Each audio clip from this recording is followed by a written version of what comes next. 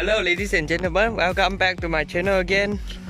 So in today's episode, I got to you all a pretty basic car. So this is the year 2000 Perodua Kancil. So this is the facelifted model over the first Perodua Kancil introduced in 19 something. So this is a 2000 year model, and Perodua actually make another facelift in 2003, which is the round light version. So now let's go through the car one by one. Okay, so let's talk about some history about this car. So this car is basically in collaboration with Daihatsu and Perodua. So this car is actually based on the Daihatsu Mira in Japan, and it's under a super mini category. As you can see, the car body is even smaller than the Perodua Asia and also the Perodua Viva.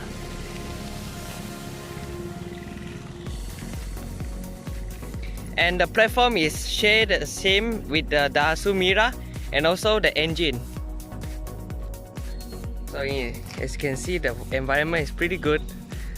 So the year 2000 Perodua Kancil still uses a kind of squarish headlights. Only the 2003 onwards they started to use the round light. So this is actually the predecessor of the Perodua Asia, if you don't know that. And this being a facelifter over the first Kancil model, usually get some design on the signal light. When you look at the first Perodua Kancil came out, this is actually a rectangular shape, but here is sort of slope. And this is the front look of the Perodua Kancil. Looks like BMW grille, but it's not. I think they got some inspiration from there. As you can see, the car condition is not really excellent. As you can see, some dents here, some rust, and some paint falling off. But don't mind it, because this is not a new car. This is a 19 years old car from now. So the rims, you get 30-inch rim. Oh sorry, it's 12-inch, even smaller than I expected. 155/70 12-inch. Well, this is even smaller than those spare tires as you get for your new generation cars. And you get signal indicator at the front fenders. It's made out of metals. Unlike the modern car, they started using plastic.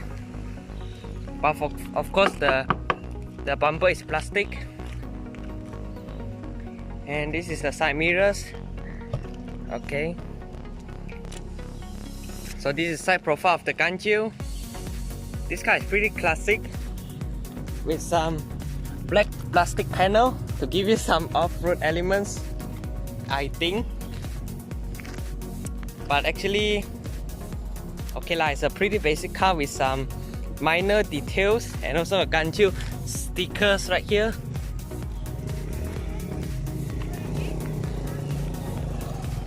So this is the rear of the Perodua Kancil. Actually, the taillights, I don't know, it is carried over for the Daihatsu Mira, but okay lah, it looks good. It's really squarish, and this is the 850cc engine with 3-cylinder, and this car is the automatic version. This is the 3-speed automatic. It's not a 4-speed as you get for the Perodua Viva. And you get this red reflector sort of conjoined with the taillights, as you see from far. I think this is also apart from the design features. And this is a key slot to open the rear hatch. And for a small car like this, you actually get a small spoiler. Pretty unique. So the suspensions, front is McPherson, the rear is torsion beam, and front disc, rear drums. Okay, so let's stay inside the car. So this car has fitted with the aftermarket alarm system. This car is not originally came from the alarm system. And okay, let's start for the door cards. pretty simple, but you get some fabric finishing to add a bit of art inside the car. And here you get hard plastic. Don't expect high quality plastic in the... Actually this car sells more than 40,000 when that time it launched, but now it's sort of outdated because it has been 19 years on the market. You still can get it in used car markets. And this is the door handle, a lot of scratch marks. And this is the door handle, it feels really sturdy. And this is the door pocket. It doesn't get any cup holders here, it's just a pretty simple door pocket. And this car doesn't have steering locks like most other modern vehicle, and it's also not power steering, so it's pretty heavy to operate when you arrive in a stop. Right here you get rear defog and front rear wipers, and also electronic mirrors. How cool is this? Okay, let's close. It started to be rain. Okay, so let's lock the car first for safety. Okay, this car does not have central lock, so you need to lock by yourself. Never mind, it's a pretty basic car. And this is the car key. This sort of looks like your motorcycle key and also your house key. Whatever is it, it's...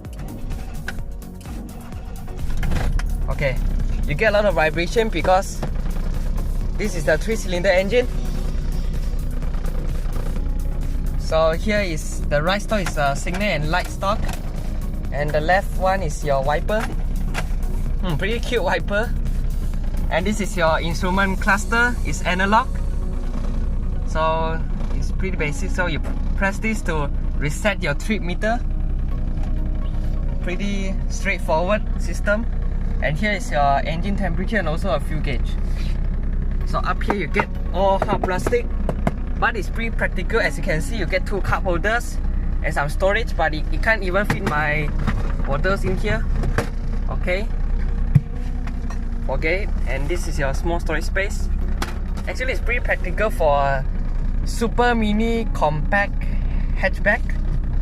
So right here you get your aircon controls. This is your fan speed. This is your air conditioning. Actually, oh my god, it actually has eco. So if you live in eco, means they will control your aircon fan speed and temperature to save an extra bit of fuel. And this is your recirculation, also different modes. Even the new Proton Saga doesn't have this feature.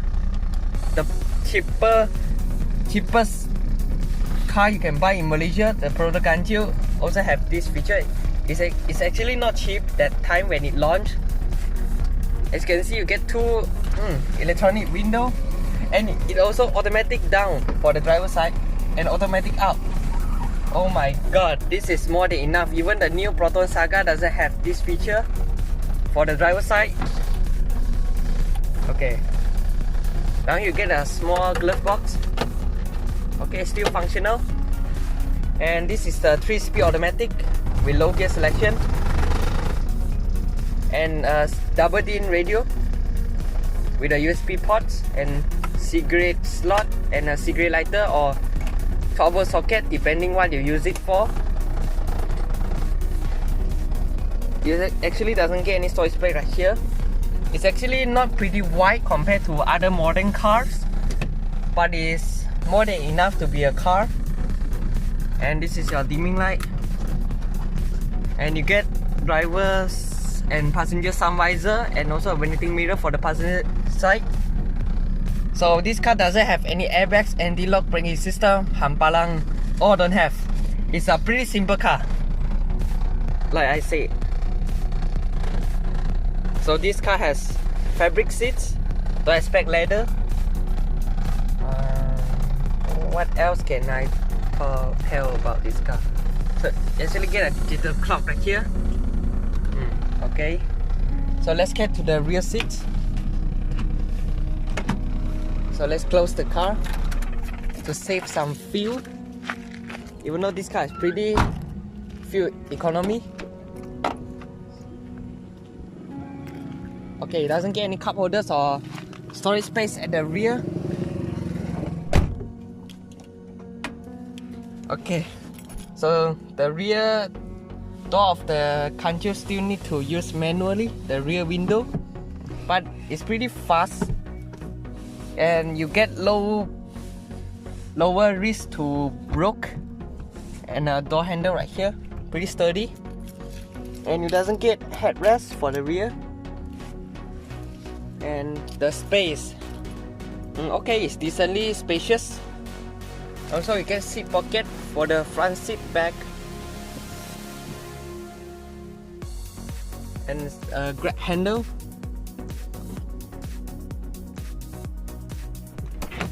Okay, so let's get to the boot, the hatch. So to open out the boot, the hatch, you need to use the car key. Pretty simple operation. Hey, wait. Why we have a headlight at the boot? So ignore this thing. Down here you actually get the spare tire and also the jack tool.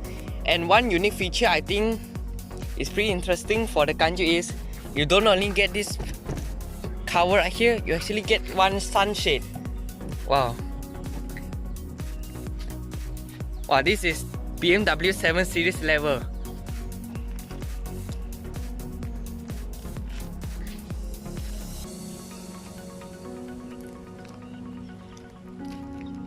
Basically, it's a pretty basic car.